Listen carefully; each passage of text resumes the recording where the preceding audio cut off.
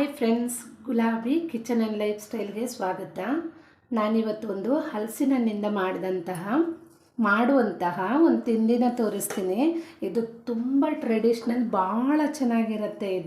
ಇದಕ್ಕೆ ಬೇಕಾದಂತಹ ಇಂಗ್ರೀಡಿಯೆಂಟ್ಸು ನೋಡಿ. ಹಲಸಿನ ಹಣ್ಣಿದೆ ಅಲ್ವಾ, ಇದನ್ನು ನೀಟಾಗಿ ಸಿಪ್ಪೆ ತುಳ್ಕೊಂಡು ಈ ಥರ ಮಾಡಿ ಇದರ ಬೀಜನ ತೆಗೆದುಬಿಡಿ.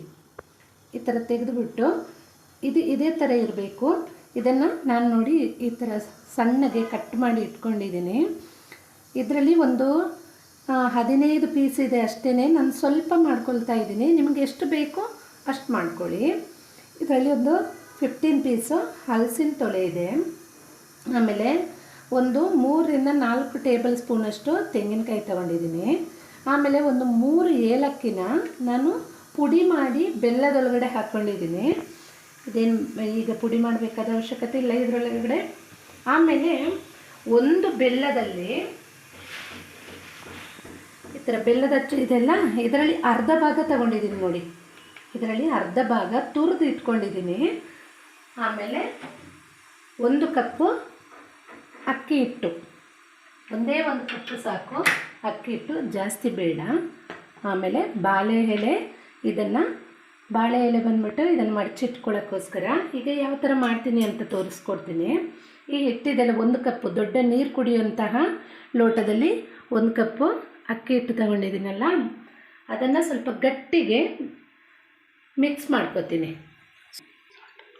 ಸಾಲ್ಟ್ ಆ್ಯಡ್ ಮಾಡ್ಕೋಬೇಕು ಇದಕ್ಕೇ. ಸ್ವಲ್ಪ ನಿಮಗೆ ರುಚಿಗೆ ಬೇಕಾದಷ್ಟು, ಈ ಹಿಟ್ಟಿಗೆ ಎಷ್ಟು ಬೇಕೋ ಅಷ್ಟೇ ಹಾಕ್ಕೊಳ್ಳಿ, ಸ್ವಲ್ಪ ಹಾಕ್ಕೊಳ್ಳಿ. ಯಾಕಂದರೆ ಇಲ್ಲಿ ಬೆಲ್ಲ, ಹಲಸಿನಣ್ಣು ಇದು ಸ್ವಲ್ಪ ಸ್ವೀಟ್ ಕಮ್ಮಿ ಇರುತ್ತೆ. ಬೇಯ್ತಾ ಇದರ ಸ್ವೀಟ್ ಕಮ್ಮಿ ಆಗುತ್ತೆ. ಅದಕ್ಕೋಸ್ಕರ ಸ್ವಲ್ಪ ಬೆಲ್ಲ ಮತ್ತು ಏಲಕ್ಕಿ, ತೆಂಗಿನ ತುರಿನ ಆ್ಯಡ್ ಮಾಡಿಕೊಂಡ್ರೆ ತುಂಬ ಚೆನ್ನಾಗಿರುತ್ತೆ. ಇದಕ್ಕೆ ನೋಡಿ ಅರ್ಧ ಟೇಬಲ್ ಸ್ಪೂನಷ್ಟು ಸಾಲ್ಟ್ ಆ್ಯಡ್ ಮಾಡ್ಕೊಂಡಿದ್ದೀನಿ. ಆಮೇಲೆ ಈಗ ಇದನ್ನು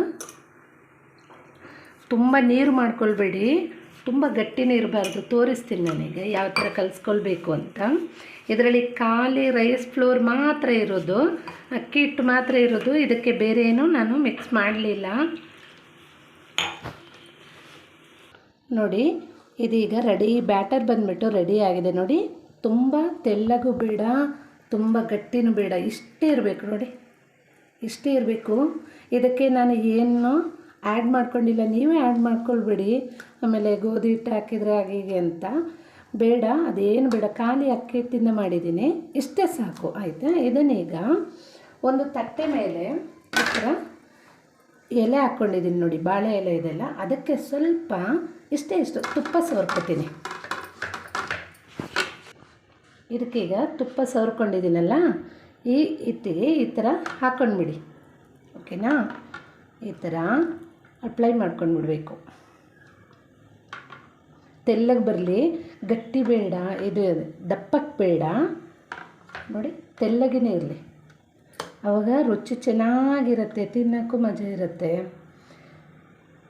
ಯಮ್ಮಿಯಾಗಿರುತ್ತೆ. ಮಾಡಿಕೊಂಡು ಶೇರ್ ಮಾಡೋದನ್ನು ಮರಿಬೇಡಿ. ಲೈಕ್ ಕೊಡಿ, ಶೇರ್ ಮಾಡಿ, ಸಬ್ಸ್ಕ್ರೈಬ್ ಮಾಡಿ, ಕಮೆಂಟ್ ಹಾಕೋದನ್ನು ಮರಿಬೇಡಿ. ನಿಮಗೆ ಇದನ್ನು ನಾನು ಕ್ಲಿಯರಾಗಿ ತೋರಿಸ್ಕೊಟ್ಟಿದ್ದೀನಿ. ಈ ಥರ ಇದನ್ನು ಮಾಡಿಕೊಂಡು ಇದಕ್ಕೀಗ ಇದೆಲ್ಲ ಮಿಕ್ಸ್ ಮಾಡ್ಕೊಳ್ತೀನಿ. ಆಯಿತಾ? ಈಗ ಇದನ್ನೆಲ್ಲ ಮಿಕ್ಸ್ ಮಾಡ್ಕೊತೀನಿ. ಮಿಕ್ಸ್ ಮಾಡಿಕೊಂಡು ಇದ್ರ ಮಧ್ಯೆ ಇಟ್ಟು ತೋರಿಸ್ತೀನಿ. ಈಗ ಇದಕ್ಕೆ ಹಲಸಿನನ್ನು ಹಾಕ್ಕೊಳ್ತಾ ಇದ್ದೀನಿ ನೋಡಿ. ಇಲ್ಲಿ ಇರುವಂಥ ಹಲಸಿನನ್ನೆಲ್ಲ ಹಾಕ್ಕೊಳ್ತಾ ಇದ್ದೀನಿ. ಅದಕ್ಕೆ ತೆಂಗಿನಕಾಯಿ ಹಾಕ್ಕೊಳ್ತಾ ಇದ್ದೀನಿ. ಈ ತೆಂಗಿನಕಾಯಿ ಹಾಕ್ಕೊಳ್ತೀನಲ್ಲ, ಅವ್ರ ರುಚಿ ಇನ್ನೂ ಬರುತ್ತೆ. ಮತ್ತು ಇದಕ್ಕೆ ಬೆಲ್ಲ ಮತ್ತು ಏಲಕ್ಕಿನ ಆ್ಯಡ್ ಮಾಡ್ಕೊತೀನಲ್ಲ, ಹಾಗೆಯೇ ಇದನ್ನು ಆ್ಯಡ್ ಮಾಡ್ಕೊಳ್ತಾ ಇದಕ್ಕೆ ಒಂದು ಸ್ವಲ್ಪ ಚಿಟಿಕೆ ಉಪ್ಪು ಹಾಕ್ಕೊಳ್ಬೇಕು. ಚಿಟಿಕೆ ಉಪ್ಪು, ಜಾಸ್ತಿ ಹಾಕ್ಕೊಳ್ಬೇಡಿ. ತೋರಿಸ್ತೀನಿ ಅದನ್ನು ನೋಡಿ. ಇಷ್ಟು ಸಾಲ್ಟ್ ಹಾಕ್ಕೊಳ್ಳಿ, ಜಾಸ್ತಿ ಬೇಡ, ಇಷ್ಟೇ ಸಾಕು. ಇದನ್ನು ನೀಟಾಗಿ ಮಿಕ್ಸ್ ಮಾಡಿಕೊಂಡು ಈಗ ಇದೆಲ್ಲ ಮಿಕ್ಸ್ ಮಾಡ್ಕೊಂಡಿದ್ದೀನಲ್ಲ ನೋಡಿ, ಇದ್ರ ಮಧ್ಯೆ ಇಡ್ತಾ ಹೋಗಿ. ಹಂಗೆ ಮಕ್ಕಳಿಗಾಗಲಿ ದೊಡ್ಡವ್ರು ತುಂಬ ಚೆನ್ನಾಗಿರುತ್ತೆ. ಯಾಕಂದರೆ ಇದು ಭಾಳ ಯಮ್ಮಿಯಾಗಿರುತ್ತೆ, ಟೇಸ್ಟಿಯಾಗಿರುವಂತಹ ಒಂದು ಮಲ್ನಾಡ್ ರೆಸಿಪಿ. ನೋಡಿ ಈ ಥರ ಮಡಚಿಕ್ಬಿಡಿ.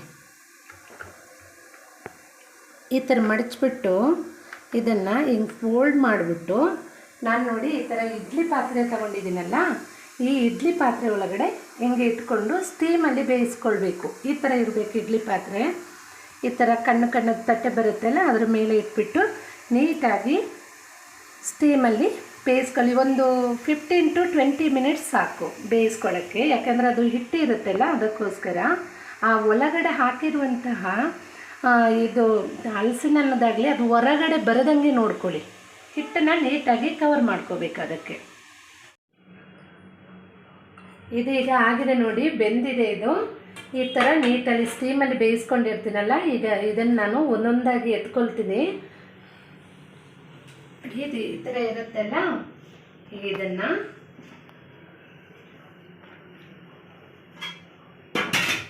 ನೋಡಿ ಎಷ್ಟು ನೀಟಾಗಿ ಬೆಂದಿದೆ ಅಲ್ಲ ಇದೀಗ. ಇದು ನೀಟಾಗಿ ಬೆಂದಿದೆ ಅಲ್ಲ, ಎಷ್ಟು ಚೆನ್ನಾಗಿ ಬಂದಿದೆ ನೋಡಿ, ಸೂಪರಾಗಿ ಬಂದಿದೆ ಇದು. ಈಗ ಇದನ್ನು ಒಂದು ನೈಫಲ್ಲಿ ಕಟ್ ಮಾಡಿ ತೋರಿಸ್ತೀನಿ ನೋಡಿ. ಈ ಥರ ಕಟ್ ಮಾಡ್ಕೊಳ್ಳಿ.